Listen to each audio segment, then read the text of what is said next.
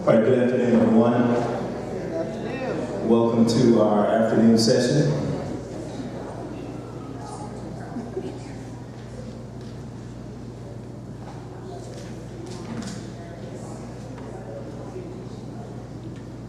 This morning, we were inspired by, in the centering moment, by Dr. Joanne Terrell, inspired to a place of deep human-centeredness.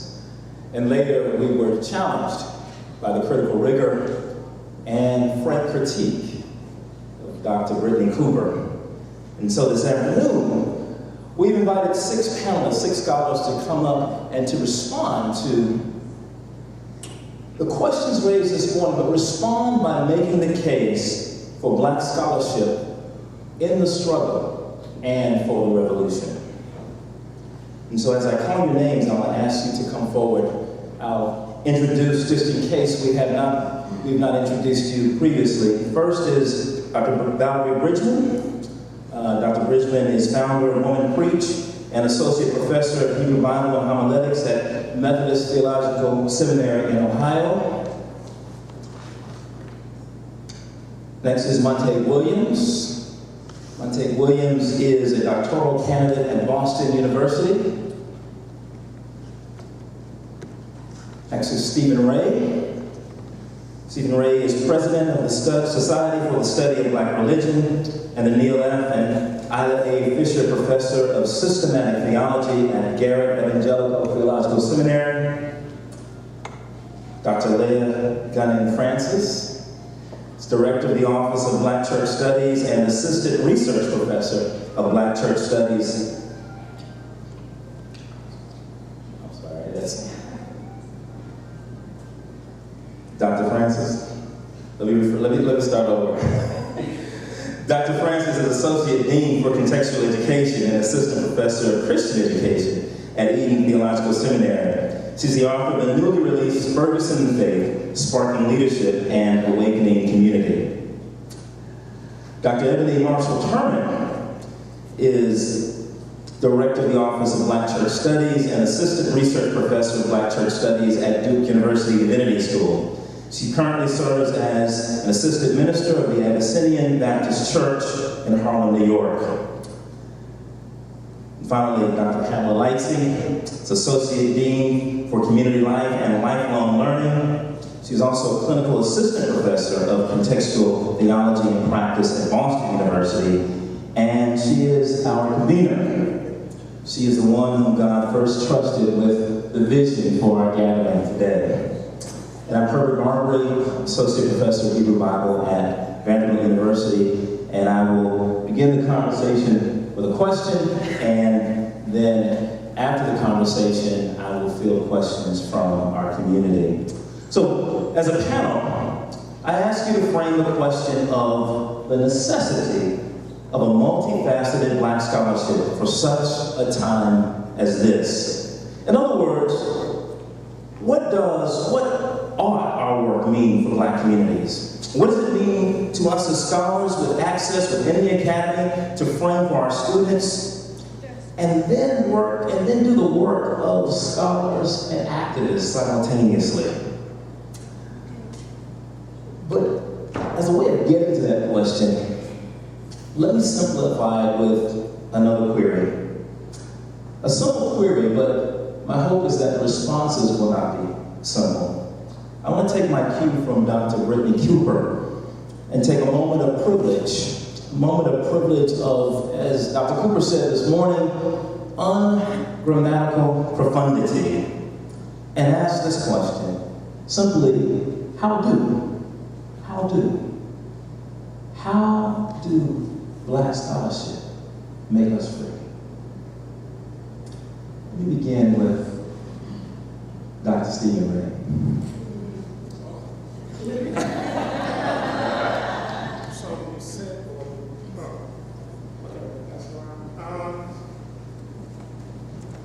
Well, I think to come back to the chase about the question, one of the things I want to do is sort of reflect on history. One of the things I want to do is reflect on history. And I think one of the great failures that we experienced, certainly in my lifetime, and the lifetime of many who are gathered here was the failure of the Civil Rights Movement, right? And the reason why I say that is because when the Civil Rights Act of 1965 was passed, the Civil Rights Movement had reached its logical conclusion. There was no more work to do. But we had not given thought to what kind of imaginative currency we would immediately shift to. So when people were saying in 1956 or 1957, as Martin Luther King Jr. said, that segregation is dead, they just have not said the final rights. It's on its way to the graveyard as we speak. When the Civil Rights Act was passed in 1965, we had no imaginative currency, so we flailed. Was it Black Power? Was it Afro-American? Was it Black? So we flailed because we had not created the sort of cultural currency. Now, I raise that history because one of the things I believe that's a critical role for Black scholars to engage in is to be thinking 20 years out and constructing intellectual currency that communities can live into in the midst of their struggle. I mean, one of the things that ends up happening is that people really were creating a cultural currency and imaginative currency. It just wasn't us scholars, it was Naughty by Nature, right? It was KRS-One, right? I mean, they were the ones who were creating a cultural currency. And so I think a part of our role is to imagine what will it look like when we are free, and begin to walk back from that and say that we will have needed to have been in this place. We will have needed to have been in that place. And in order to get to that place, a particular kind of cultural currency is needed, and a particular kind of imaginative currency is needed. Right? I mean, one of the big changes is that, and I don't know if you all noticed this or not, but those of us who have been Negro, colored, Afro-American, Black, African-American, and now are Black again, recognize, I mean, that's what it is, but we don't say African-American lives matter, do it. But, you know, the point is to recognize that the logic of Black was only given birth in 1968. It's not coming to its full fruition until today. Right, that's what I mean by currency. So our job, I think, is to develop the kind of currency, and also to develop the kind of currency that will help us theologically imagine the world that will appropriate and live into Black freedom. So for instance, one of the big things that I've done is that one of the issues I deal with in my work is that we are in a situation where most Black people are a part of a theological tradition and trajectory, i.e. evangelicalism, that is literally incapable of imagining what it looks like for Black bodies to flourish.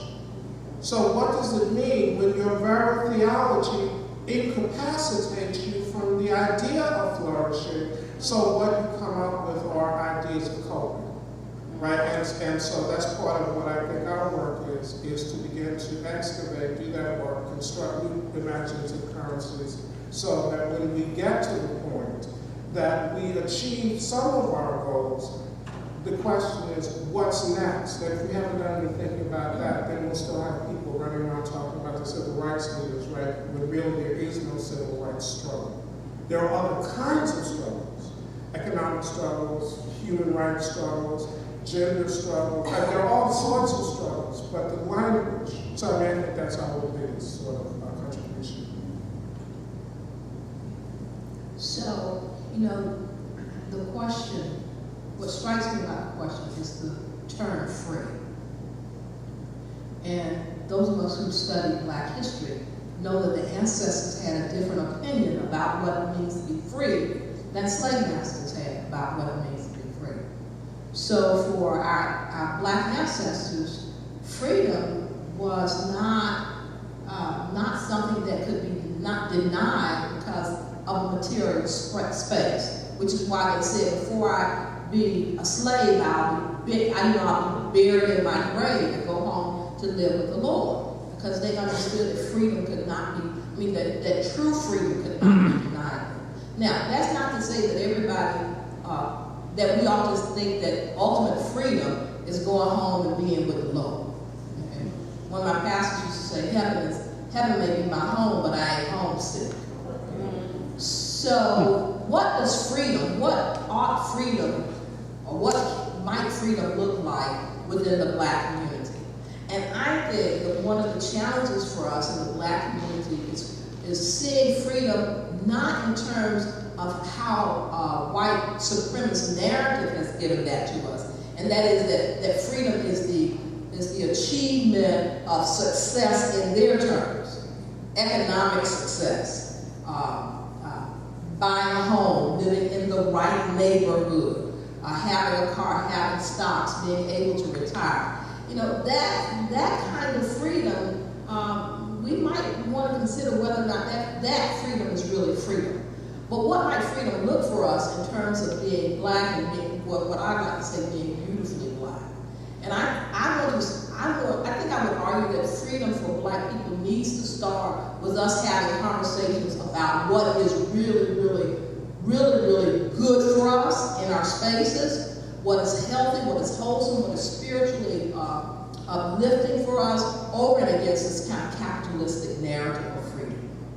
Because the capitalistic narrative of freedom is actually what will place many of us in bondage. And to go back to what you were saying about the civil rights movement, you will remember that maybe near the ends of the 60s and the 70s, what Black people began to be offered were government jobs and positions and opportunities to move up to through work to a middle class position. So freedom, in that sense, meant social stratification.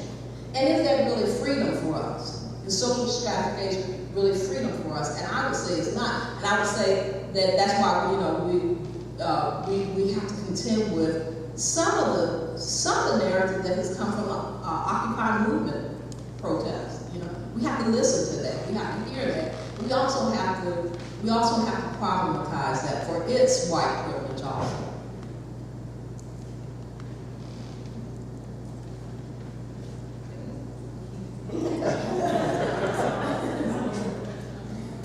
So as I'm listening to the conversation, and I'm thinking about the way the question was phrased earlier by Dr. Cooper, how do it make us free?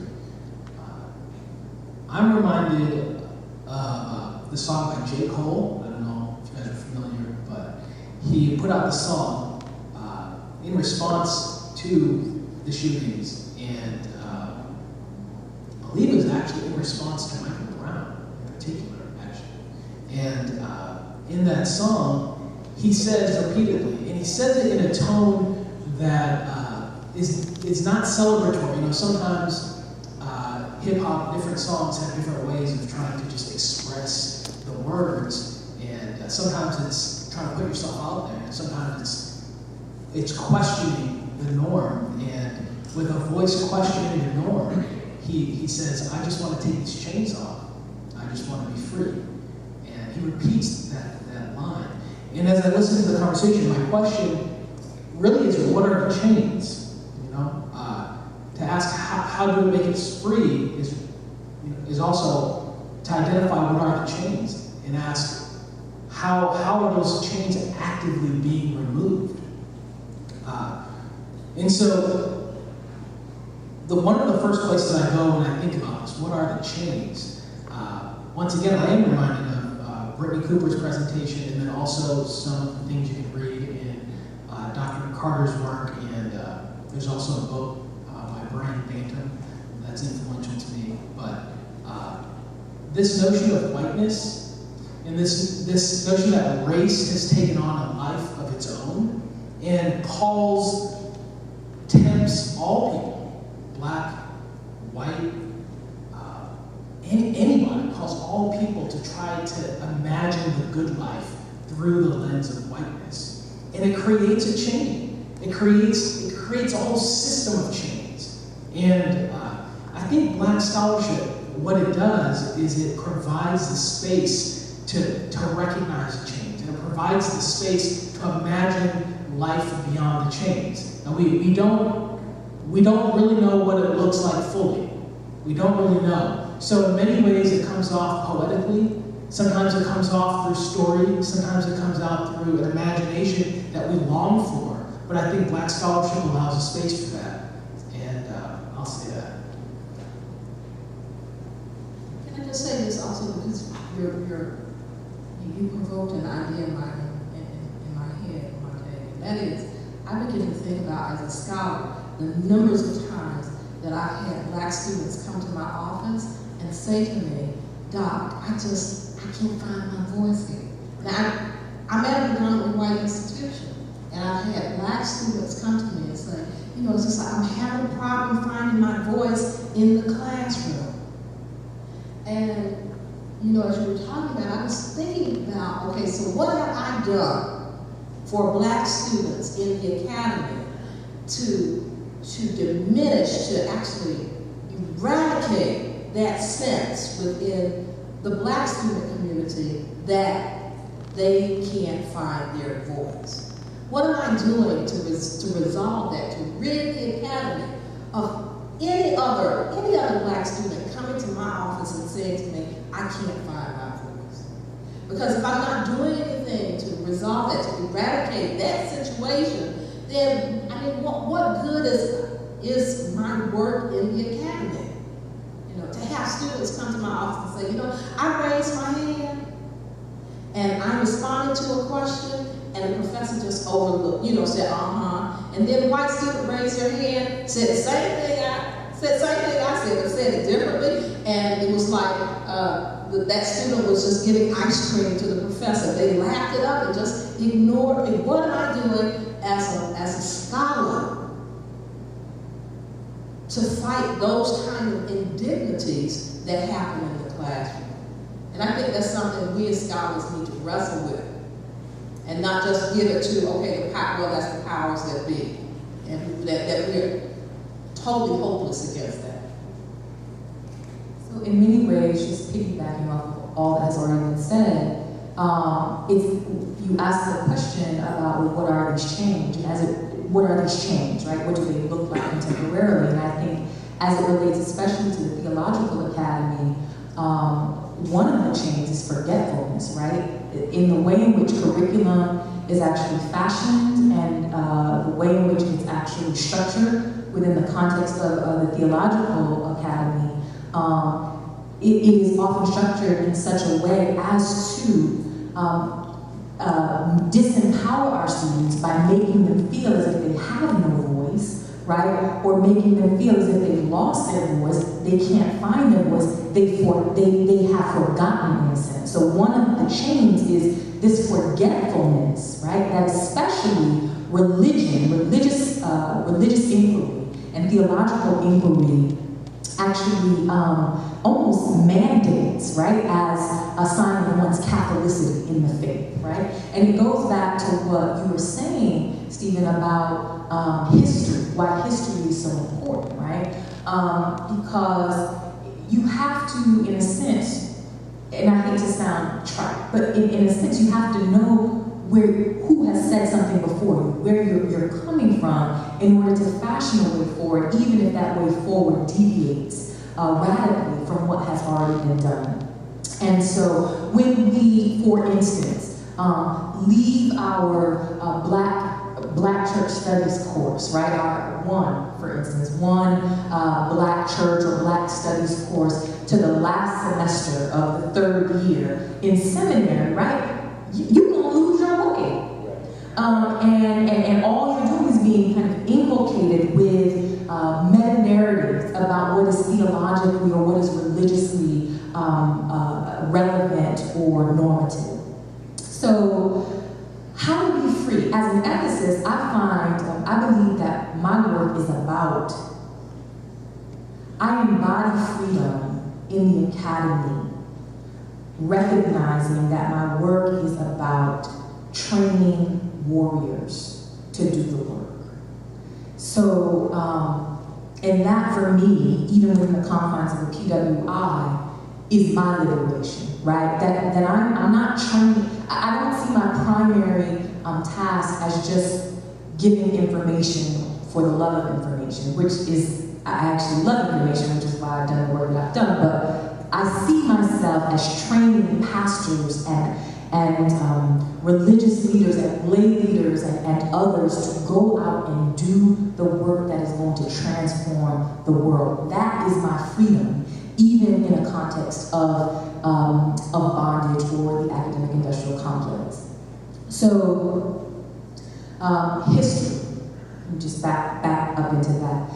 Because when we think about liberation and freedom in the Theological Academy, we think about how that relates to our chains and forgetfulness, we have to take a look at this history. And history tells us, defining the meta-narrative of what the Black church, so in this instance, talking about African American Christianity in a very specific way, what the Black church actually is, right? So yes, there is again this reality that is also a grand narrative that suggests that so many Black churches are committed to this prosperity type, prosperity gospel, and to just you all know what it is.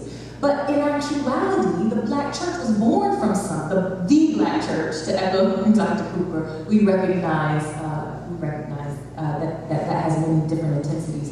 But the Black church was actually born from something quite different than its current identity. And so we have to teach students who are coming into our classrooms, trying to shout the people, right? Just like they dance for slaves, right? Trying to shout the people, trying to echo Reverend Knight, money coming, right? Trying to do all of this new but very old stuff. We have to teach them who we actually are as the Black church. That the Black church was born, as I stated before, in rebellion against body injustice, right? Now, some Black churches get this. We're having a conversation behind closed doors a few minutes ago. They get this, right? So they espouse this narrative of racial liberation, but they get stuck there, even these progressive spaces. And so in my classroom, I try to always be intentional about understanding the intersectional reality of Blackness, so that we don't get stuck at Black Lives Matter, but that we recognize how Black women and Black sexual minorities and Black poor are counted in that. And injustice against all of those bodies, Black though they may be, injustice against all of those bodies is what the Black church really rebelled against in the first place. In its initial rebellion against injustice against the Black body. This is our heritage that we have lost, that we have forgotten, which is the tool. I could go on for days about this, which is this is what we are supposed to forget, right? And this is this reconciliationist move that's coming about, the only way to save white people is that they go to Black churches. Well, nobody has Black churches about that. That's another conversation altogether. I'm writing about that. But again, we have to remember who we are, the identity of our tradition, and the idea in so much of the academy is to get us and to get our students to forget, and that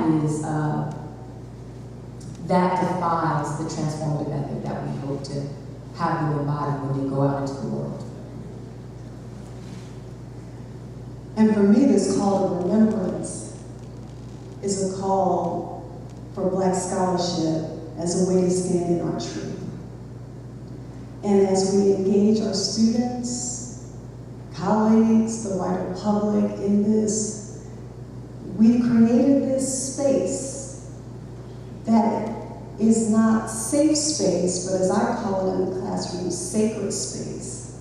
Because too often, we expect our classrooms to be safe, meaning that, you can say something and it can totally be crazy, and I'm just supposed to say okay, because lest somebody raises a question about it, then, people start just going ballistic. No.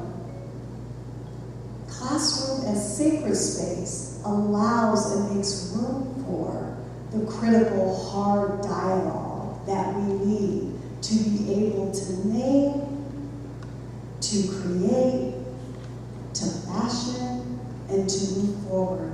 And so this way that Black scholarship, how I see it as a Black scholar, years ago when I was in seminary and walked into the classroom, I had a Black professor tell me that Christian education for him is about setting people free. And I said, man, that's the first time I've ever heard that, but that makes sense to me. And so to think about that notion as to how we are shaping and forming people in classrooms as well as in our congregations, that is very much rooted in the truthfulness from whence we come and the hope from where we're going.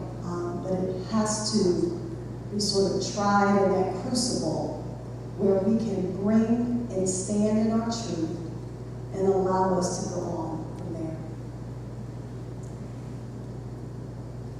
So about 10 years ago, the Alvin Institute did a survey where they came back and said that Black scholars in Association of Theological Schools were overall happy, over against white scholars who didn't find themselves happy. Their interpretation of data came from asking Black scholars. I was in a room with several Black scholars, and I kept looking around asking who was in this survey. Asking people among us who was in the survey. And so the person got up and interpreted this data as we were happy Negroes. And so I got up and said, I'd like to offer another interpretation of the data. I said, Black scholars are content to be where they are because our grandparents and the little lady at our churches sold chicken dinners for us to be able to go to school and for us to live out our call in the academy.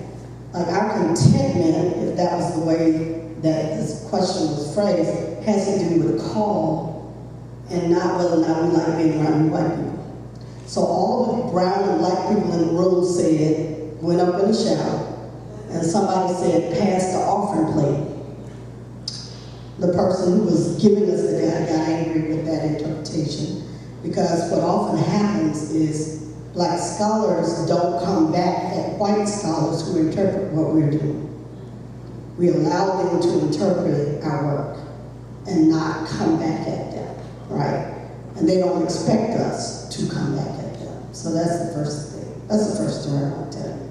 2 years ago, when Trayvon Martin was killed, actually in 1992, when Rodney King was beat on tape, and the police who beat him was not was not condemned or convicted. I was in an FTE, what is now Forum for Theological Exploration, but then was Fund for Theological Education gathering in Newark, and the verdict came in, the non-verdict, and we were distraught, mostly Black and brown scholars. And Maria, I can never say her name right, Asasa started a prayer, Lord, sustain our anger. It was 1992. That became my moment of trying to figure out how to be rooted in, radically aware of what it means to stay connected to Black communities and to communities that were on the outside. Now, my confession is I haven't done that well, because the narrative out of biblical scholarship is that it is often, quote, detached from. You're supposed to be studying the mark over some accent mark over whatever. And I haven't done it well, so that's my confession. In the last 2 years, when Trayvon Martin was killed, I have become silent in my scholarship. Not because I don't care, but because I'm really trying to figure out how to live at the root of my scholarship as a biblical scholar. So let me tell you two things because I'm also a homiletician. So the two places where I'm playing with this in the writing that is not yet published is how to disrupt and trouble the way we talk about biblical texts as salvific when they are horrific texts to brown and black bodies. Yes. And how to have our students, because I teach in the seminary, quit telling the lie that the Bible cares about you when it doesn't, in the places where it doesn't.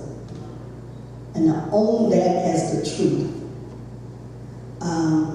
And therefore to preach a resisting word.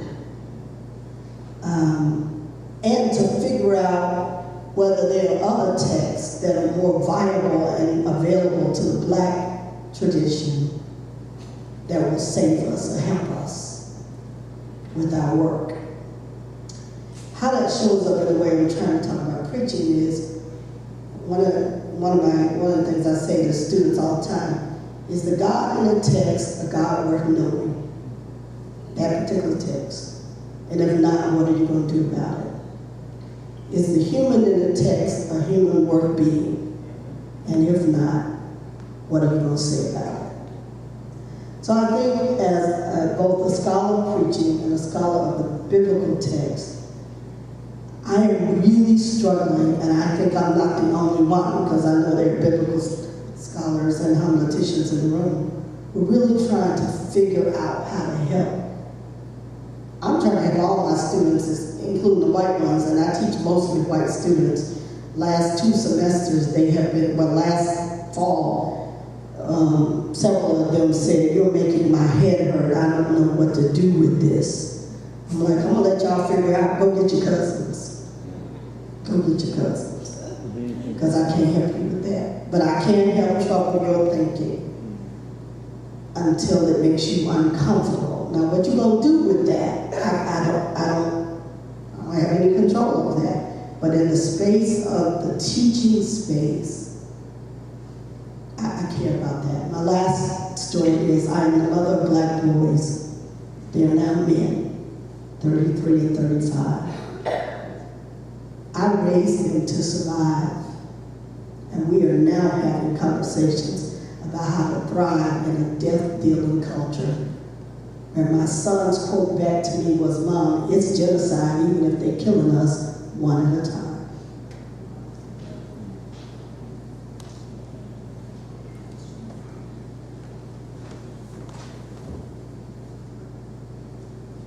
Thank you for responding to the first question. Let me push for the follow-up, and then we can go to our audience and invite them into a conversation. So we began with a question, how do black scholarship make us free? And each of you raised the question around the how. For example, Stephen, you said that there's a question about currency that we have lost, that somehow in the midst of the civil rights movement and after, we fled because we simply didn't have the currency, the cultural currency, the revolutionary currency to move forward. And Pamela, you raised this question around the fact that scholarship should help us figure out what free looks like. And Monte, you asked this question about how black scholarship in particular, should create a space where we can figure out what these chains are. And then you raised this question around forgetfulness and how does black scholarship approach the question of forgetfulness, how we're structured to forget in our curriculum, how we're structured to forget by the academy and by pedagogies, and how black students have lost their voices. And Lydia, you raised the question about the fact that Christian education as a discipline should make us free. And then Valerie, you asked us to think about the ways that you and your own biblical scholarship are beginning to dismantle some of those presuppositions, theological presuppositions in our embedded theologies that hold us bound to the kinds of structures that are oppressive, that are internally oppressive. And so each of you spoke spoke around this question, how do Black scholarship make us free? I want to ask a more direct question and simple question, and if you could speak from your own disciplines, what does that freedom look like? Can we imagine a world that we have not seen, and how do you get us there from your own perspectives?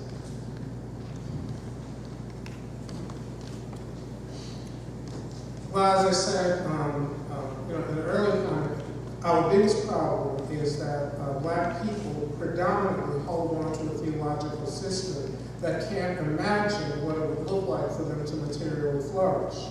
Right, and this is where the naming and claiming comes in, is that it is a distortion of the vacuum, right? Because prosperity gospel is all about flourishing, right? It may be a jacked up vision of flourishing, but it's flourishing, but that's because there is this vacuum.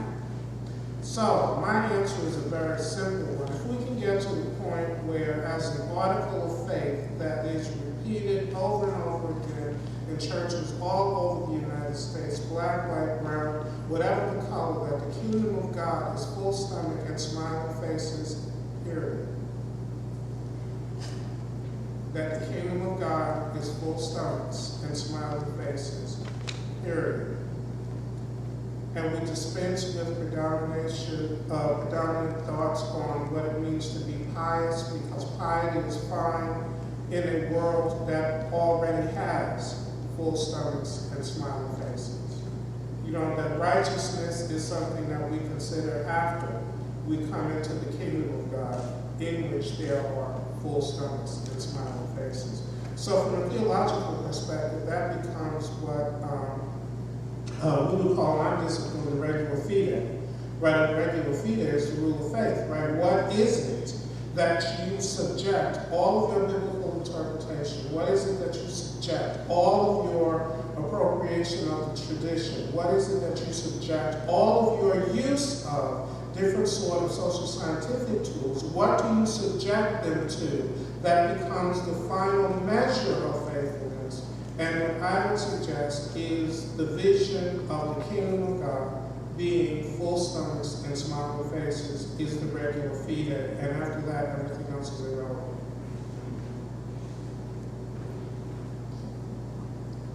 So this is going to be provocative, but you asked me to speak from my own. From your own, yes. So freedom looks like my mother, who was a maid for rich folk in Palm Beach County, in her kitchen one day, looking up out of the back door, I grew up in West Palm Beach, seeing our tiny apartment surrounded by police officers. Freedom for Black people, for me, was my mother looking at police surrounding the apartment because they wanted to arrest my sister, who was a heroin. She trafficked drugs, heroin, and was addicted to heroin. Freedom was my mother telling the police officers, hell no, y'all can bring y'all asses in here and sit down and wait for her to finish the shower. And not being afraid that they would do her harm. It, for me, theologically speaking, is Black people having agency to say to the power structures in this world that you're going to meet me on the terms that I set and not on the terms that you set for me. So agency as a theologian is very, very important for me to teach that my students and go out in the community and speak about it. And finally, agency is the ability, as my mother would say from time to time, for those that would not respect her agency, kiss my Black ass. Okay? And when she said that, that was powerful for her, not because she didn't like her Black ass, not because her ass was in a different, function, but that she understood her ass to be beautifully Black. And well, she understood herself, even though we were very poor, she understood herself as someone who would not back down from any power structure that identified her as less than simply because she was a black woman. So you kiss all that I represent. You bow down to all that I represent. I'm not bowing down to you. And I carry that forth with me into the academy. It's why I try to maintain my mother, who was a maid, and my father, who was a day laborer. I try to maintain their perspective of life when I'm teaching students of theology. And I also try to maintain that perspective when I'm working with faculty also. So it's not for me. For me, I know, black faculty, and we have a faculty coming in, and I want to be sure. Seda Grundy has been assaulted by the media because of some remarks that she made on Twitter. Okay? I think black faculty ought to have the capacity to say, you know what? There are white men that do stupid things and who are totally racist, and not have to apologize for that.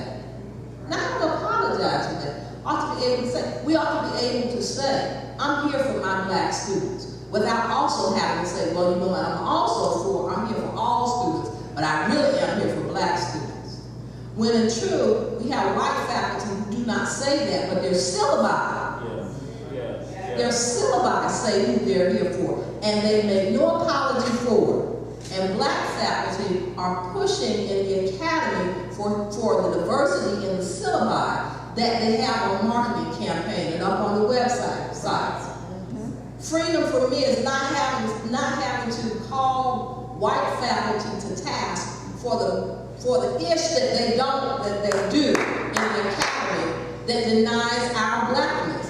And at the same time, and they're quiet about it. They want to be quiet about it, but in all actuality, they're there for white students. They're not there for black students. And until we get to the point where all faculty are there for all students, I'm not, freedom for me is the agency to say, I'm here for black students. That's I'm here for black students. And just let it rest there.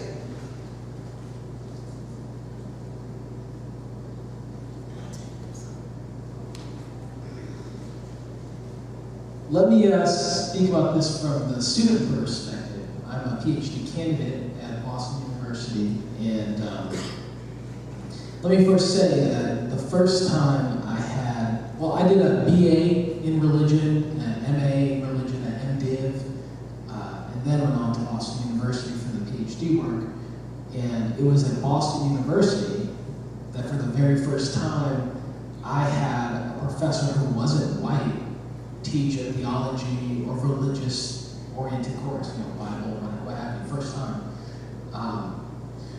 So that changed everything for me. That was the first time I was able to imagine myself as a professor. Even when I began that PhD work, people would say, well, what are you doing this for? I wouldn't even say to be a professor because it wasn't necessarily a part of my framework for thinking that I could do this. And so I did want to say that as a student, one thing that really stood out to me was not just black scholarship, but black scholars and just their bodies being present. And what that did for me changed something. And the next thing was letting voices be a part of the classroom conversation. That in other classes that I had through 3 other programs, they were marginal voices.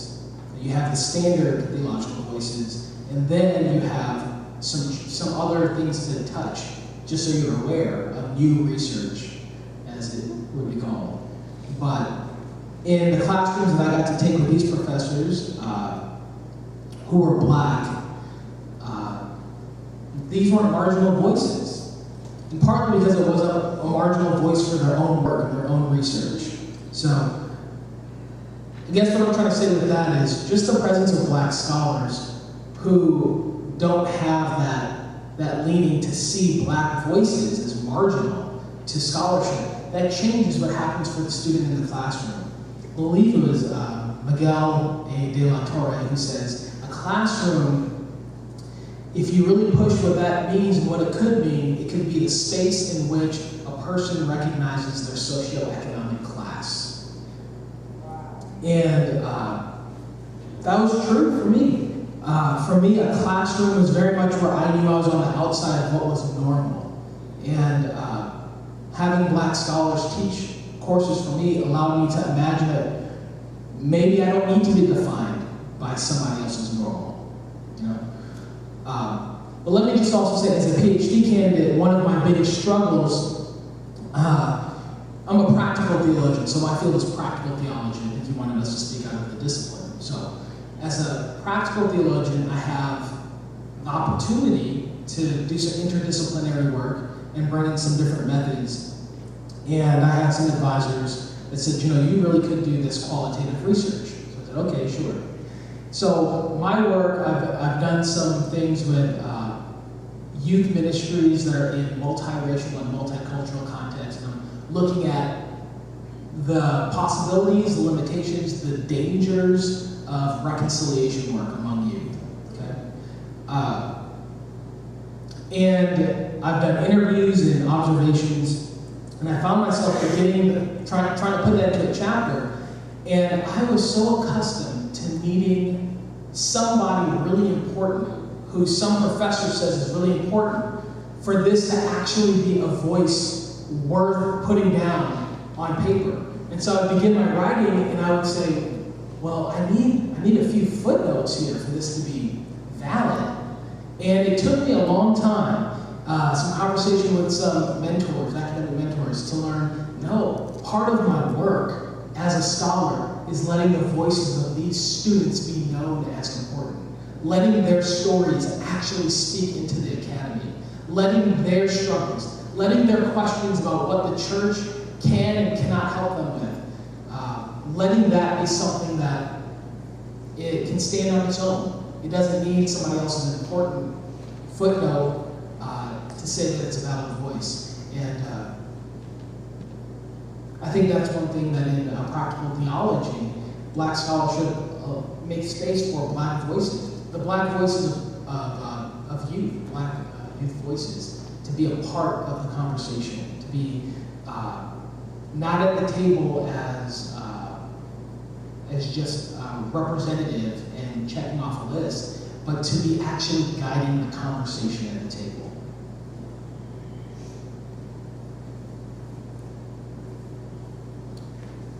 For me, with the conversation around, I was very intrigued by the conversation around syllabi, and also the conversation around faculty presence, you know, faculty of color, especially black faculty, and what that means for students of color.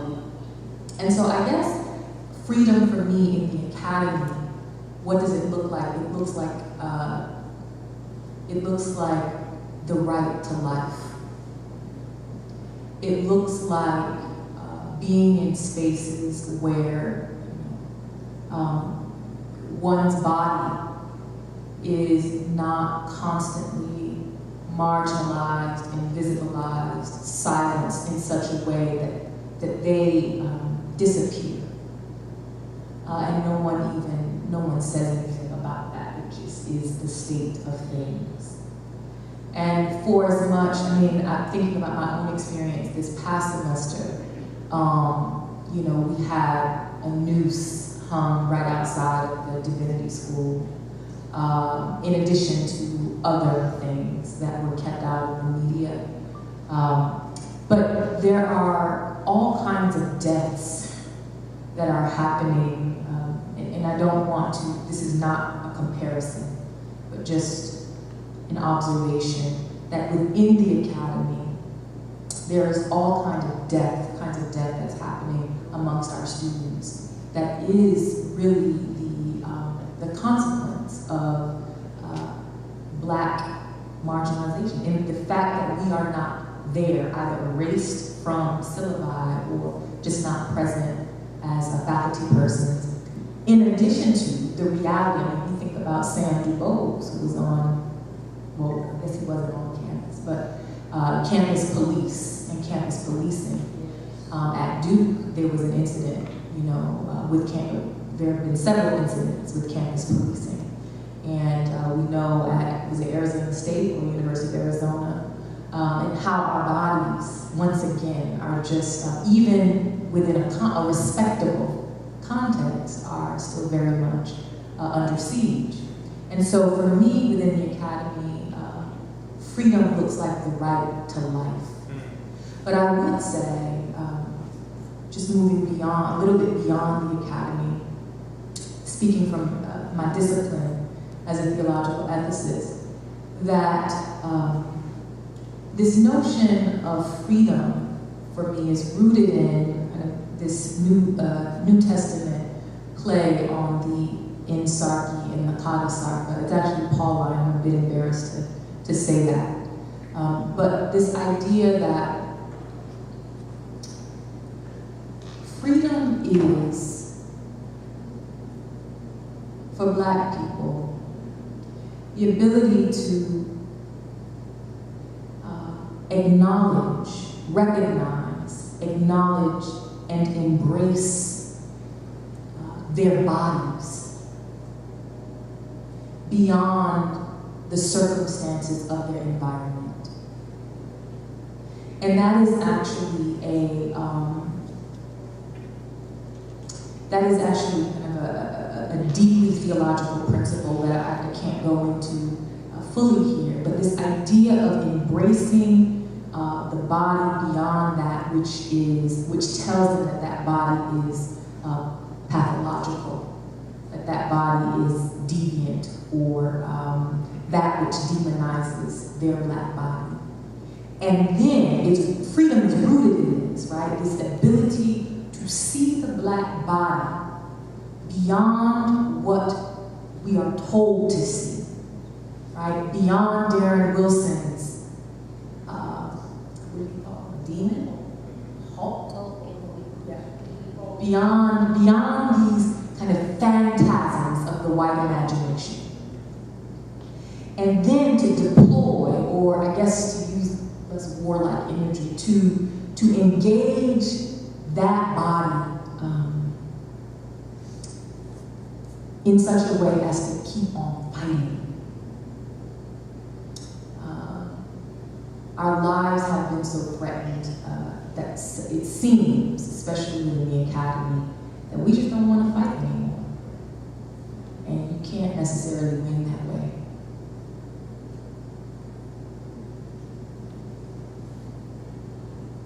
One of the things I try to keep in the forefront of my mind in my teaching as a religious educator is helping students, and equally as important, congregations understand that everything you do teaches something.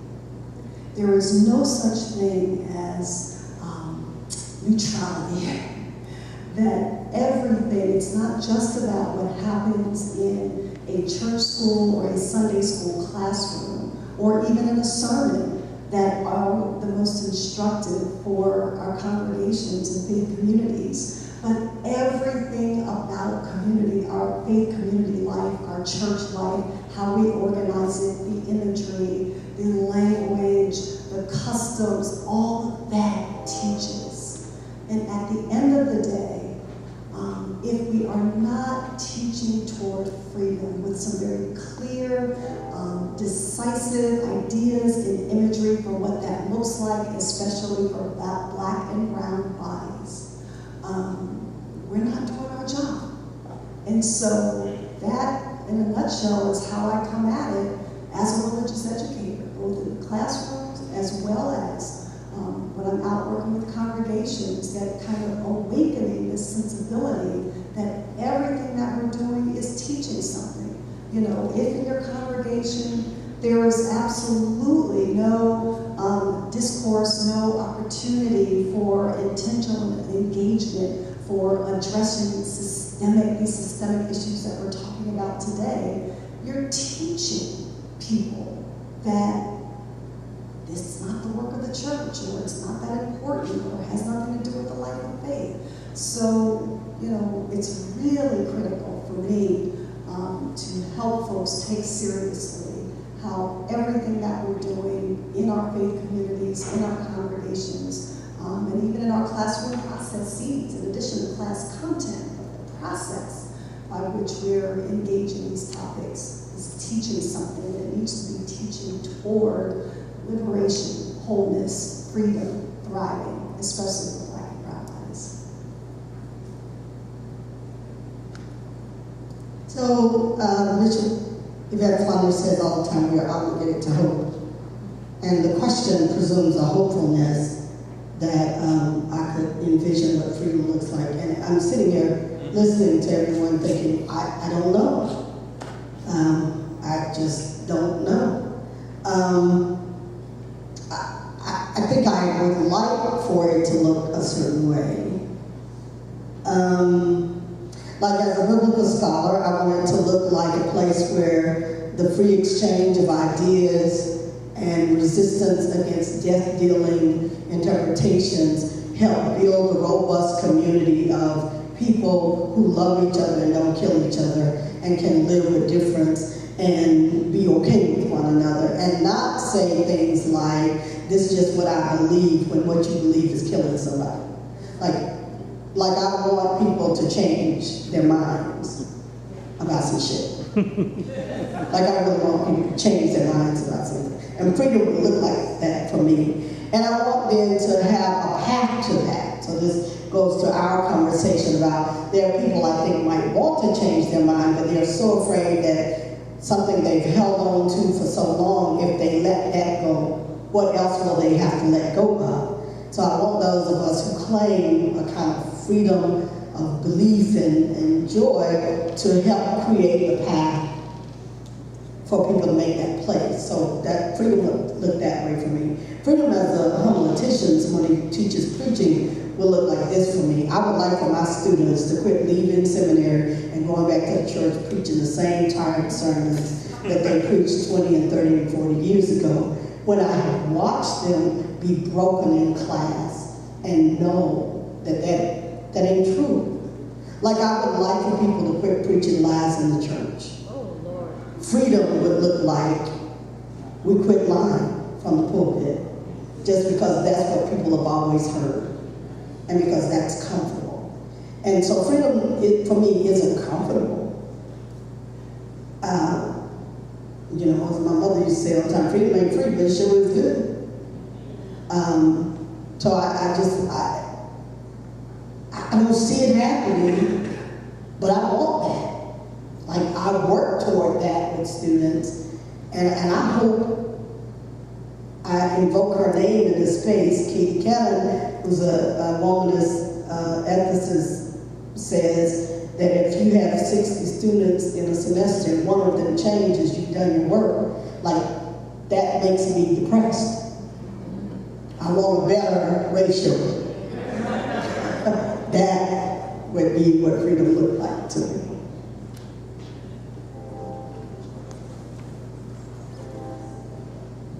Thank you.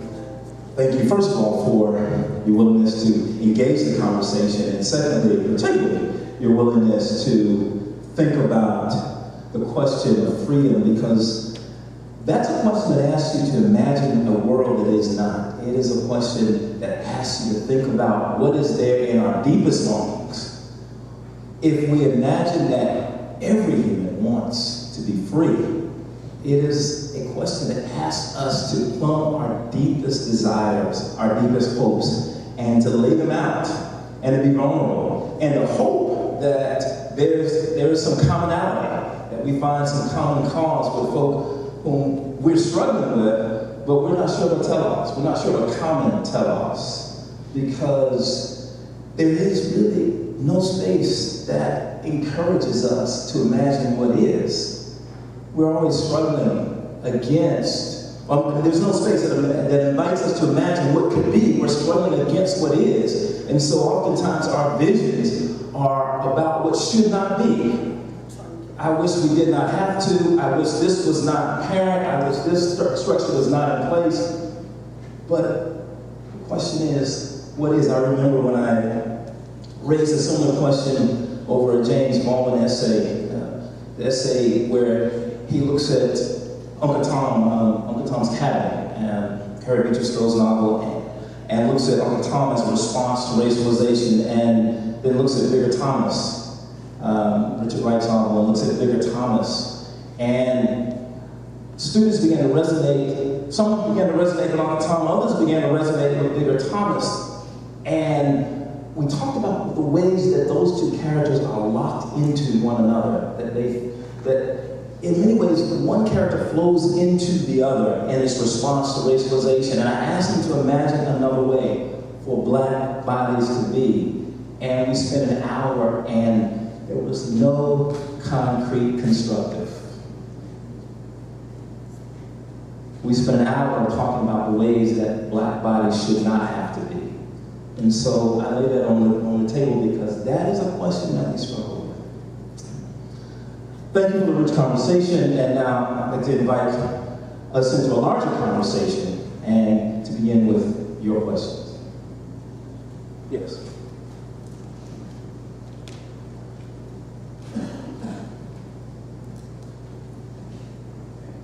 I have a question for the panel. My name is Sean. I'm a second-year seminary student. Would you mind speaking to the lack of diversity in scholarship in our seminaries? What I mean by that, I'll throw my seminary under the bus for a second. So I met two prominent theologians a number of years ago, Dr. James Earl Madison and Dr. Robert Smith, two African-American theologians. They really championed going to seminary. I made a decision to go. This past year at Fuller Seminary, beyond the letter that the president put on the homepage, no one's practically said anything about Black Lives Matter unless it's been in a response to what I've been saying. We have taken 8 classes and we've looked at one Black theologian, and that's James Cone, and that's because I asked for him. So, can you speak to the lack of diversity in our seminaries, the lack of acknowledgement of the diversity that exists? We've got half the people in the room that have PhDs and doctorates, so we know it exists. It's out there, people of color are writing, but it's not talked about, it's not acknowledged in our seminaries. And then how does that lack of acknowledgement of diversity ill-equip these pastors to be able to speak to these things and what's happening in society? I'd love to hear your wisdom and thoughts on those things. Thank you. Well, I just have a question for you. I don't need a mic for this. But I mean, I'll take the mic, but I don't need one. There's one mic. But now what? We can't hear you. All right, so now what? And I'm not trying to call any names, right? Because I don't know if we get in trouble because you're going back home. There's still going to be people who are grading your papers and that sort of thing. But I'm just going to make an observation that I've made 2 times, and I'm going to make a 3rd time. And if I get a chance, I'll make it a 4th time. The theological imagination of American evangelicalism cannot contemplate what it is for Black bodies to flourish. Ergo, if one finds oneself located dead in the middle of a stream at a seminary, that is their identity, one ought not be surprised that one experiences self-erasure by the very act of being present in that space. So I was trying to be nice. I could say it another way. But I was trying to be nice. But I mean, quite literally, what you're talking about is an exemplification. And I mean, don't hear me just beating up on evangelicalism, because I'm not, right? I'm just raising the question of what do you do with the theological imagination that can't imagine Black bodies flourishing. And if you can't imagine Black bodies flourishing, the corollary is that you unconsciously imagine Black bodies suffering. So as a consequence, Michael Brown is what you expect in this world, right? As a consequence, Scott is what you expect in this world, because the idea of Black flourishing, it just doesn't occur to you. Precisely because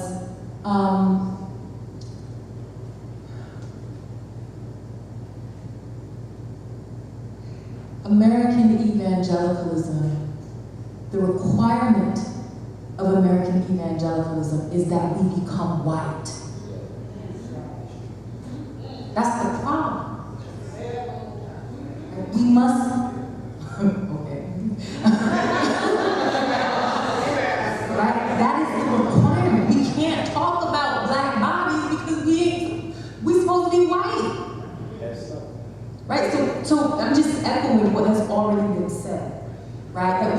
surprised by this when we find this to be the case. We can resist it, right? And that's what we do in our respective spaces every day. And what I try to train my students, and it's a hard job to do as well. But that is the theological project of American evangelicalism and American theological liberalism, okay, is to become white. That is also the illusion of integration, but that's another conversation altogether, and I'm not going to go there. So I want to add that you could have named almost any seminary. Like, so, even some of the most liberal ones. Where the conversation is, well, we have to start with the real theologians first. You have to read Barth first. Otherwise, how are we going to have a foundation for your conversation? As if other bodies have not thought deeply about what it means to be connected to God, what it means to be truly human, blah, blah, blah, blah, right? But also because every last one of us were trained in white institutions where you had to fight to be black. And sometimes we lost that fight. Even the black of us lost that fight. And so some of us are relearning what it means to be black. No, really, like we learn to walk again. Because your degree won't save you, I heard somebody say this morning.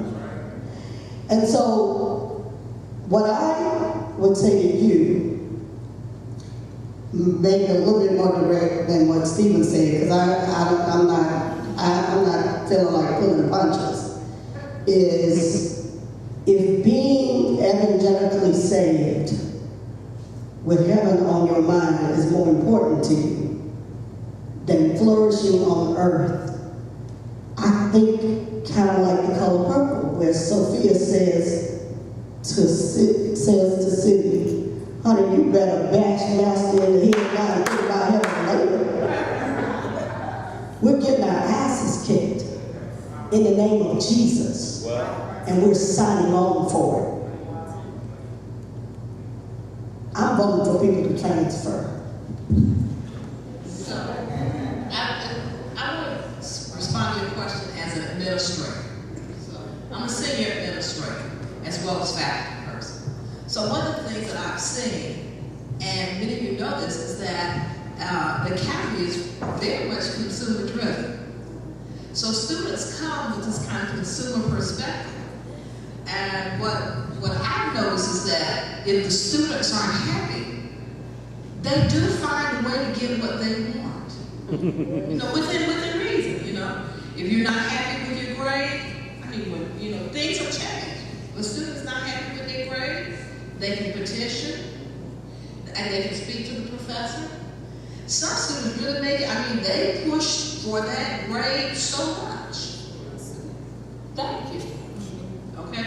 So, this is consumerism. So students find a way to make the academy better for them. What is so puzzling to me is that black students have so bought into this narrative of success that having the good grades that is the optimal goal for black students. That GPA, okay? And so black students very seldom enter the classroom having listened to what some of the black faculty mentors are pulling them to the side and saying. And that is, make sure you read this, this, and this. Now, black students at Boston University know that I've done that.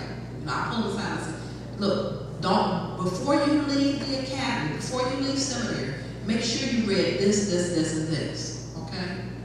They don't,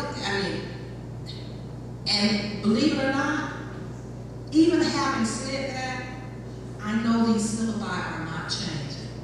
and they're going through an entire 3, 4, 5-year period of time without having read some of the great theological, ethical black thinkers in the academy.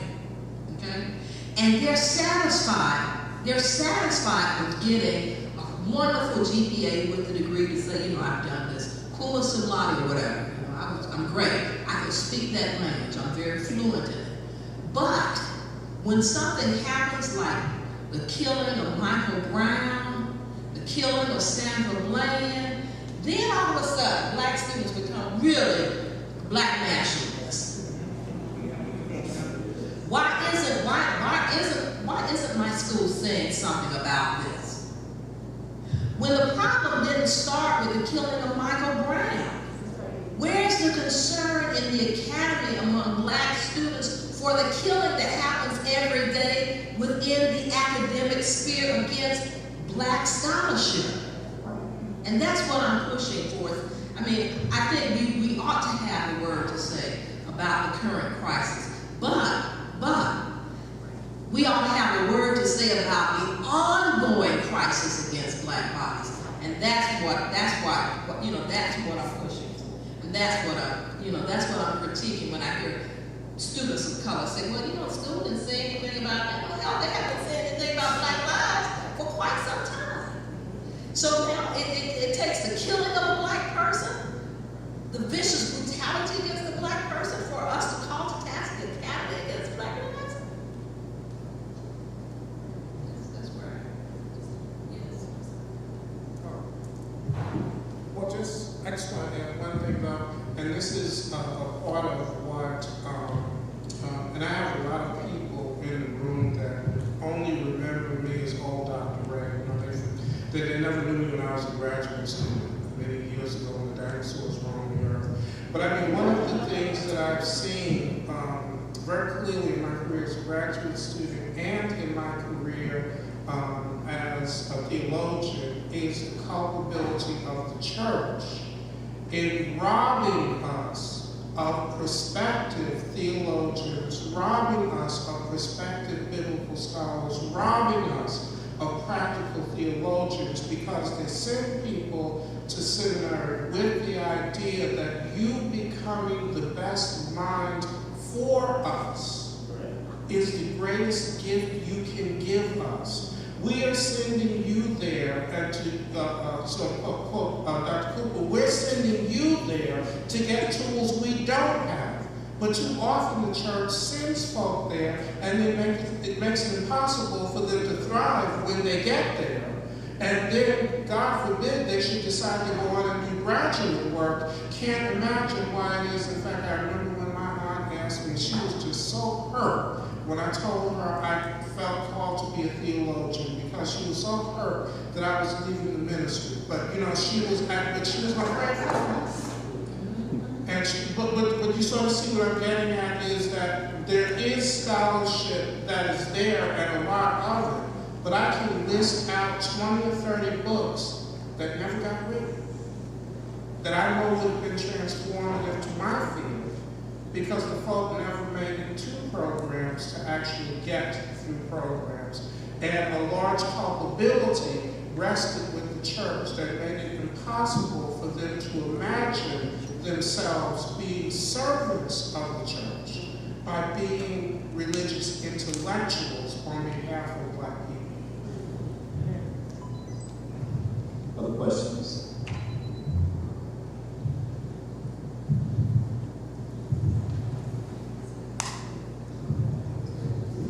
This has been a fascinating discussion. I want to thank you all for your contributions. There's so much swirling around in my head, but I'll focus on a couple of things. The first is, Stephen, you said the civil rights movement ended. 1964, 1965, somewhere in there. Is that correct? Am I correct? No, the logic of the civil rights movement culminated with the signing of the Civil Rights Act of 1964. Okay, the logic culminates. One of the things that I'm thinking about in relationship to that is, one, that the demise of SNCC, Student Nonviolent Coordinating Committee, I think it exploded. and became the peace movement, became the women's movement, became other things. The other thing is that I'm thinking about the assassination of the civil rights movement. A lot of our leaders were just killed. Martin Luther King was killed, Malcolm was killed, we know that. But I'm primarily concerned right now about the murder of Fred Hampton, Black Panther Party leader, shot dead in his bed in the middle of the night in Chicago. And I think that what has happened here, and this takes me back to what my sister said about training leaders, because the Ella Baker model of leadership is that you train everybody to be a leader in their place so that movements don't get assassinated. Martin Luther King was assassinated the moment he was talking about the Poor People's March, and he was talking about bringing people of all colors together to go march about poverty in Washington, D.C. Fred Hampton was not murdered in his bed because he was feeding breakfast to black children in Chicago. He was talking about all power to the people, all power to black people, all white power to white people, black power to black people, brown power to brown people. That was the reason for his assassination. And when he died, and when they came against the Black Panther Party violently, and came against the brown Chicano party that was similar to that in the same kind of violent way. It was systemic violence determined to end a movement. So the question for me now is how Black scholarship trains leader in the Ella Baker model to be everywhere so that movements and revolutionary ideas and the spirit of movements don't get assassinated.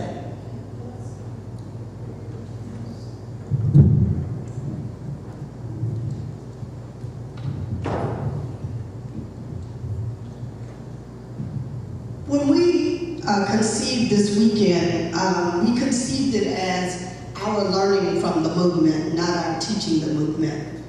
And I want to be real clear about that, because what I know about Black Lives Matter, and I consider myself someone who's following in that movement, is that there are hundreds and hundreds of leaders all around the world in this new movement.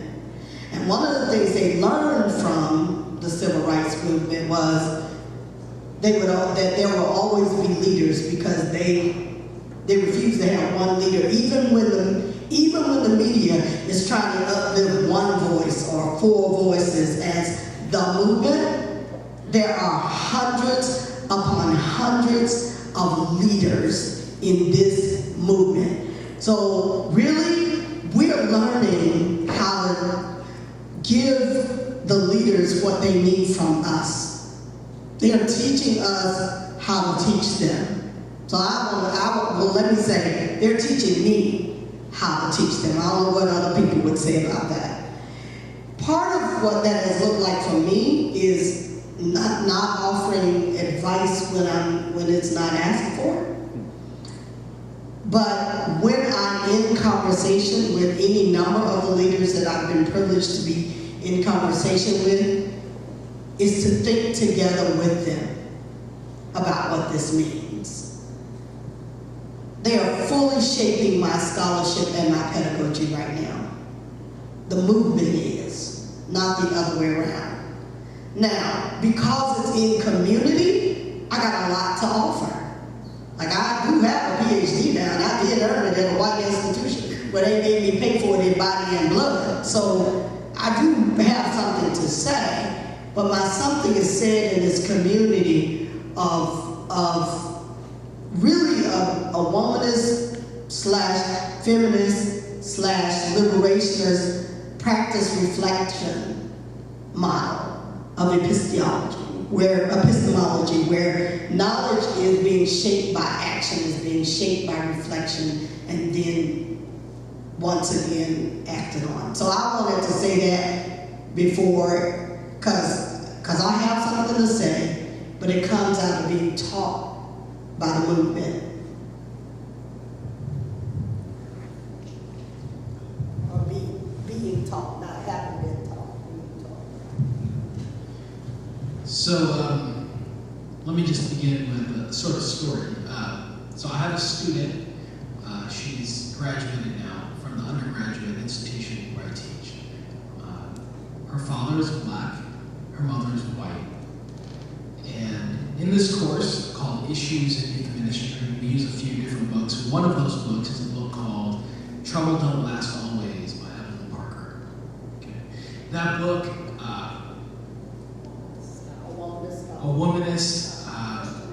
a womanist Christian educator, yeah, and a scholar, Christian education scholar.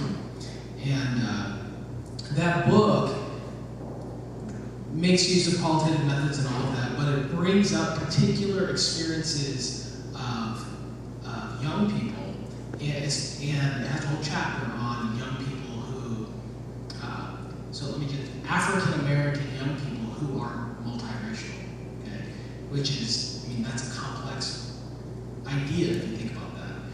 And in this class, we had, actually there were two students who were black, both of them black and white, both of them with a black father and a white mother, and the rest of the students were white. On the day that we were discussing that chapter, one student emailed me and said, I can't come to class today. I can't talk about this stuff in front of everyone else. I said, okay. Because of our discussions, I almost knew that would happen. I let it go. I said, okay, but you will have to come back to class another day and we'll probably still talk about this, so we should work on this and figure out what this is all about. The other student was excited to talk about it because in class, she says, I really just identify with the white part of me. I don't really identify with the black part of me, so I don't really get this. This doesn't make sense to me. Which I found myself a little surprised because of some other conversations that I had with a student. Let me fast forward through one-on-one conversations and all of that and take you to a trip. So we do a trip every few years where we take students to Mississippi and meet with people who were part of the civil rights movement and hear stories. And this is, all students can go on this. This is not a black-only student trip. But all students can go. This student went. And this trip served as her conversion trip. She came back a black student. And I guess in short, what I'm trying to say is, what we can offer to the movement right now is not a whole bunch of you should do this and you should do that. I think what we as black scholars and teachers can offer to the movement are black people. People who embrace blackness and people who challenge that call within our atmosphere in this space, not this space, but the United States, the world, the call to resist blackness. We have to resist that call to embrace whiteness. And I think what we get to offer students are opportunities to embrace being black and allow them to enter the world in a way that doesn't hate their own bodies. I love what we talk about when we talk about bodies. It has me thinking about a lot of things, and I don't want to take everyone's time, but I'll just mention something else, and I don't know how much it connects with that question, but the language of bodies is so important because whenever we talk about freedom, lots of times it is, free your mind, and the rest will follow. But I do think there are students who come into a classroom and students who come into churches where the way they've encountered the world is not first with all of the thinking about the world. They've encountered the world through their bodies because the world has encountered them through their bodies. And there has to be this sense of freeing the body so that the mind can follow. And I'm still trying to figure out how to do that. Well, one of the things I think in terms of, and this is teaching, right? I'm going to shift it directly to teaching, is that, I'm going to refer this directly to teaching.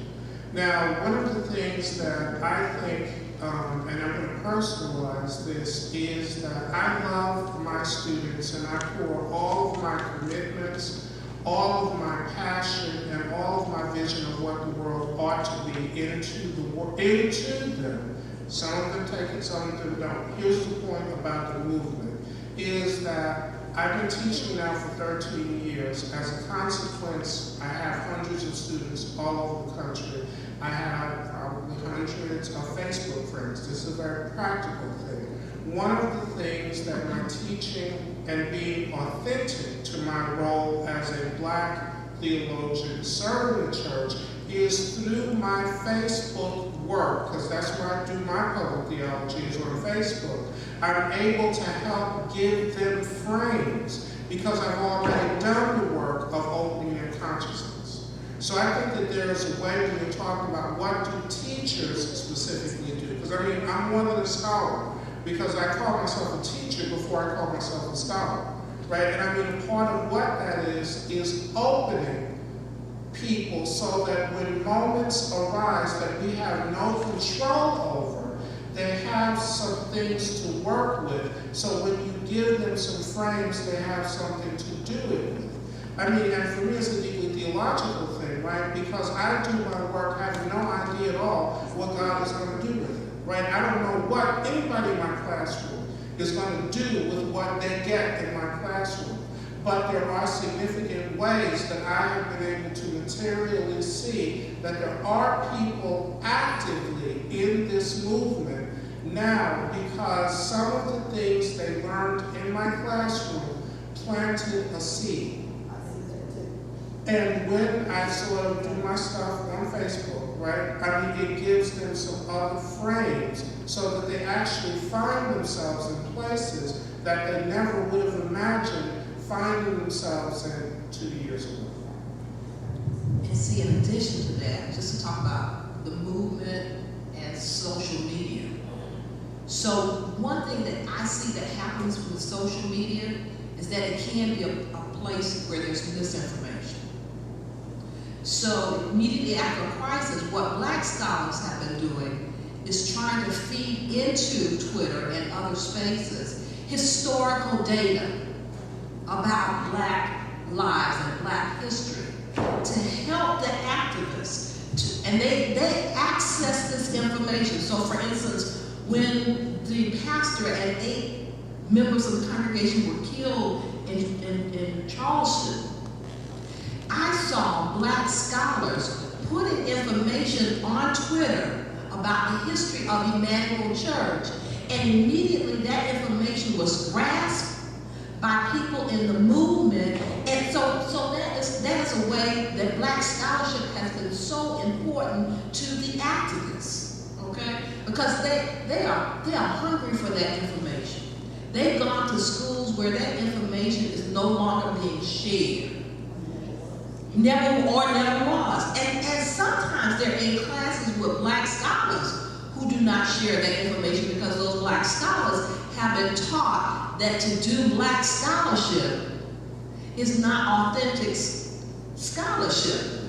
And so they'll write books and never mention Black history, Black traditions, because that's not so good, and then critique one another because we choose to write about our Blackness, okay? So the consequence is we have people in the movement who've gone to school who've not had access to that. African American studies, I mean, those departments on many of our campuses, they're under attack. So we're working really, really hard to keep Black scholarship, to keep it in the mix. And we need to do that because the movement needs it. Right now, even as we sit, members of the Black Lives Matter protests are being trained in nonviolent resistance to do direct action. And you can believe that some of the conversations that are had will utilize the quotations from rich Black scholarship to encourage the people. Black Panthers were not ignorant Black people. They were Black scholars. And so when you're accessing and quoting Black Panthers, you're quoting Black scholarship. And that's why Black scholarship is important to the movement. And that's why we can no longer we shouldn't have the luxury of talking about a Black leader. We should be disabused of that. And this is not a leadership, this is not a leaderless movement. Right. There are many leaders in this movement. So that's. But one of the reasons, Pamela, that we often don't see that reality, that there are many leaders, is because the leaders of this movement, approximately and for the most part, defy the traditional leadership model, the incarnation of traditional leadership in Black communities, right? So we're talking about women, young women, queer women, and in many ways, women who have been formed outside of the institutional church. So in all of that, right, in terms of generationality, gender, sexuality, and respectability, right? They are bucking against the civil rights icon, which is a Black male preacher. As well they ought to, yes, as well they ought to. But so my point in saying that, for as much as, right, I totally am 100%, right, as a scholar, I'm here for the kind of historical grounding and framing, absolutely. But, I mean, as a millennial, right, too, sometimes I wonder how helpful it is to, while we must kind of recognize the continuity between the civil rights movement and Black Lives Matter, how helpful it is to do that comparison, right? And to use the civil rights movement as the model for what Black Lives Matter ought to look like, or what we ought to actually be doing. Because the fact of the matter is that Black Lives Matter is disrupting the entire moral scape of the civil rights movement, as well it ought to. Not only is it disruptive in that regard, but it's also being born out of a context that is, we were just talking about social media, that is completely different in terms of its historicity, right? We're talking about, and again, I'm writing now about integration and churches, so this is at the forefront of my mind, but we're talking about a movement that in many ways was geared toward integration, right, of public institutions, right? And we are now dealing with a generation of young people, of young leaders who were the beneficiaries of that, but still getting shot down in the street like dogs, right? And so, you know, it's a new day. It's a new day. Do we have time for one more question? One more. Just one more.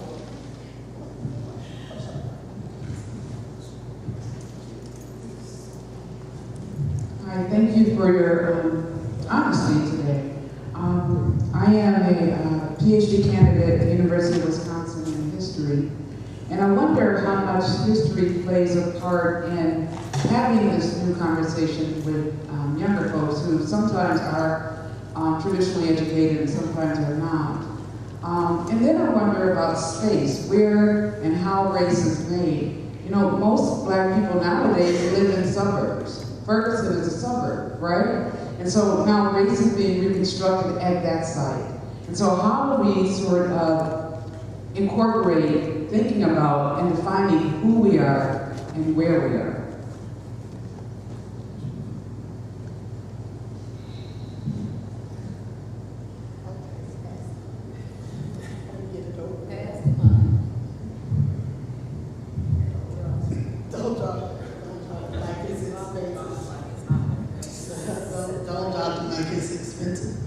So I want y'all to know that I came in August saying that I was going to fast from cussing. Clearly I broken that fast.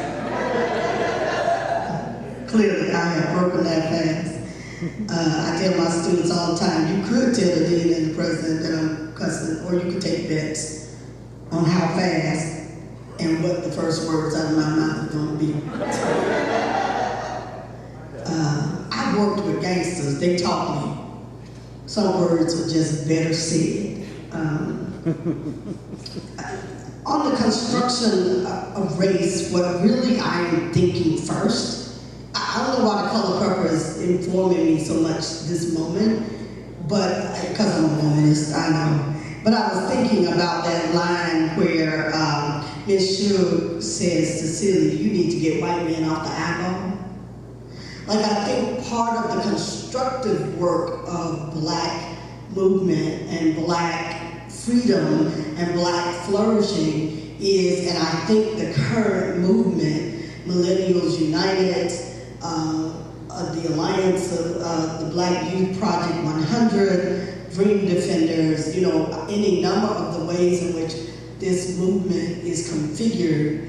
I think part of why old head civil rights movement people are so frustrated is because they have showed up taking white people off the eyeball. Like, they ain't thinking about white people for their flourishing. They think about white people just to keep from getting killed, but that's not the focus of the movement. And as a scholar, when I say that they're teaching me and trying to help me think about my writing, and not just my writing, but my teaching, I'm trained by the civil rights movement, and it's a white gaze. And so I'm having to refilter my own gaze and reconfigure my own thinking, shift and shape my scholarship around the ways in which I've configured race by centering whiteness. So when you talk about Ferguson as a suburb, I remember the first time I came here by invitation after Mike Brown was killed.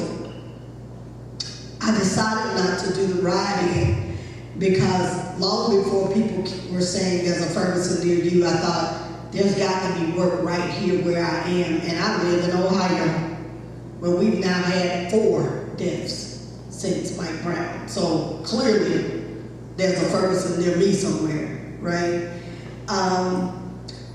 But I remember thinking that part of the challenge is how to talk about creating this community, a flourishing community where co-conspirators and freedom fighters who may not be Black can be a part of it, but they ain't the point.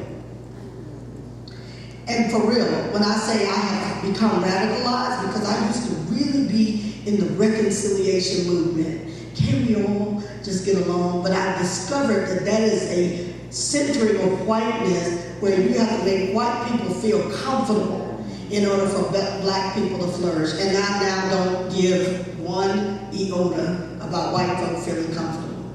Like I did, because that's what reconciliation work requires you to do. But that was getting us killed, and it still is. And so, for me, the conversation about race has shifted to a conversation about Black flourishing and Black joy. And I'm really unapologetically Black in a way that I can't remember being in a long time. Which is why when people heard drinking stop. Okay, just real quick, kind of to that point, you know, well, don't all lives matter?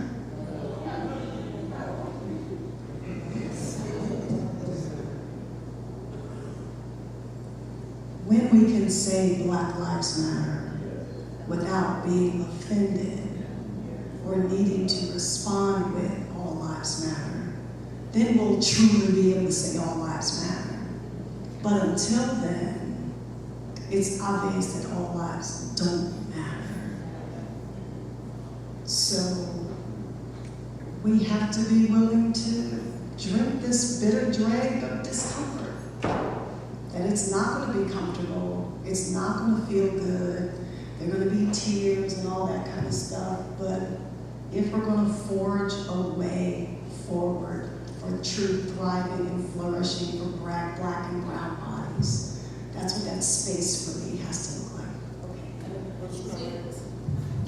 But see, let me just say this. And one of my students brought this up. Because you brought up all lives matter. You brought up that wicked thing.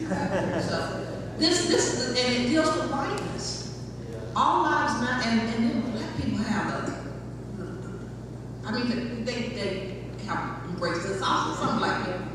So it is so easy, seemingly, to erase the pain and suffering of black people. And to do so by going to the universal, rather than staying with the particularity. Yeah.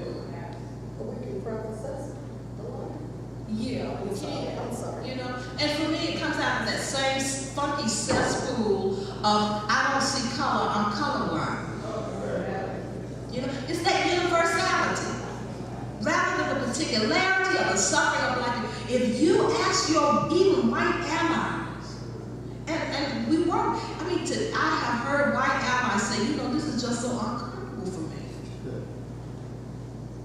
To ask our white allies to put your gaze on the particularity of black suffering, and don't you move your eye to the universal because you want to be comfortable. You stay right there with the particularity of an existential situation that you helped create. That's where I am. Sorry. Yeah, Jay Cameron, he's coming up next. We got to satiate this a little bit. And furthermore, you know, the jump to all lives matter is actually another violation of black women. Yes. Because it was black women who first said, right? Black queer women, young black queer women, who first articulated the claim that has taken hold, Black Lives Matter. So to dismiss that with the All Lives Matter is also, right? It's not only moving from the particular to the universal, which is kind of the antithetical to womanist identity and inquiry, but it's also just flat out a dismissal and invisibilization and the silencing of black women. Black Lives Matter. We clear about that. You know, just one repost as well is to recall that along with All Lives Matter, there's a wonderful clip on YouTube that's been floating around Facebook. I think his name is John Cook or something like that, where he's sort of unfolding the history of the intersection of race, economics, hatred, etc. in the United States. It's not about economics, it's about race. And what I mean by it's not about economics, it's about race is that the deepest archetype or deepest structure within Western culture and therefore within American life is that unearned suffering gravitates gravitationally by the laws of nature toward melanin content. Put another way, any place in the world you go, any place in the United States you go, if you want to see the folk who are suffering the most, look for the darkest people. So when we talk about black people, you know, in the suburbs and whatnot, it is simply black people taking their disadvantage with them. Because wherever they go, in whatever geographic space we inhabit as black people, we will necessarily draw all of the pestilences that come with being black.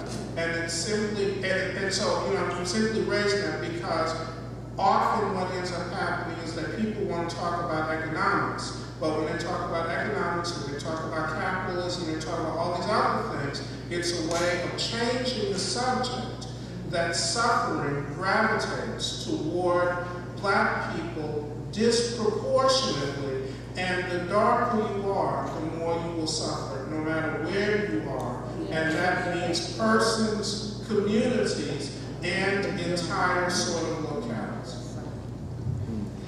Yeah, I mean, if you were to go to any country, you will find that to be the case. I mean, skin bleaching is a real thing, and holding an umbrella while walking in the sun is a real thing.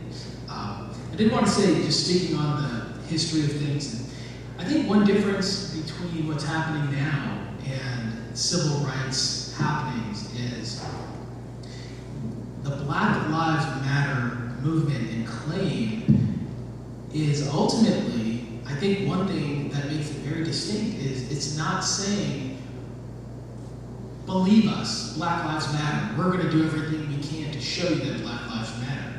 This is saying Black Lives Matter, whether or not people who are not Black think Black Lives matter. It's not trying to justify Black lives. I mean, if you were to take a look at the methods of civil rights movement, civil rights era, lots of times people that were used for these public moments, they had to be perfect. They had to fit into a mold in which a white gaze could say, "Oh, well, that life does matter."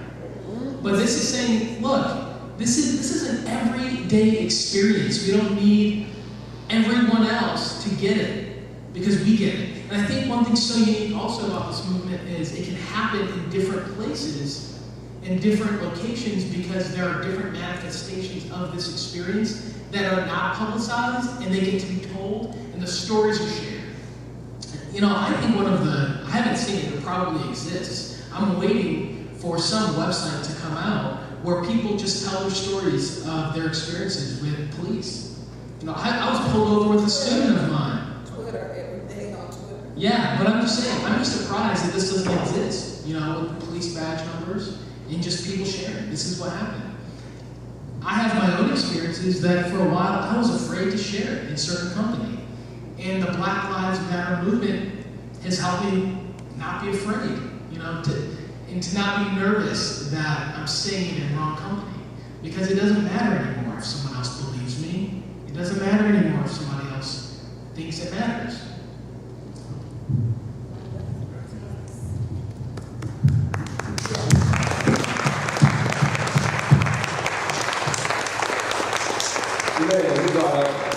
I just want to say this very quickly. You brought up that damnable saying, all lives matter.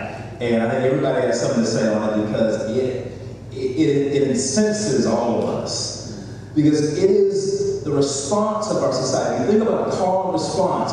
If our call is to call attention to the worth and the suffering of Black lives, the response of our society is to silence that, to say, no, all lives matter. And it is that same sentiment that arose in Charleston when the judge looked at Dylan Roof and said to those suffering Black families, no, you cannot acknowledge your suffering. There are two families that are suffering here. It is the same pressure that was placed on Charleston 9 to acknowledge, to articulate forgiveness before they could acknowledge, before they could bury the bodies of their loved ones. I live in Tennessee. And I watched all the news about the massacre that took place in Chattanooga. Not once did one preacher, not once did one white activist, not once did one politician or even one conservative talk show host call those families to forgive a damn thing. That is the evil of all lives matter. And I just needed to get that out because you brought that up. Friends, this has been a rich conversation. Let's give our panel appreciation for the work that they have done. And this is what we envision. This is the teaching and the learning that is reflexive. It is the kind of mutual pedagogical engagement that we talked about on the phone and planning. This is what the conversation we'd hope for would take shape. And so thank you for this session.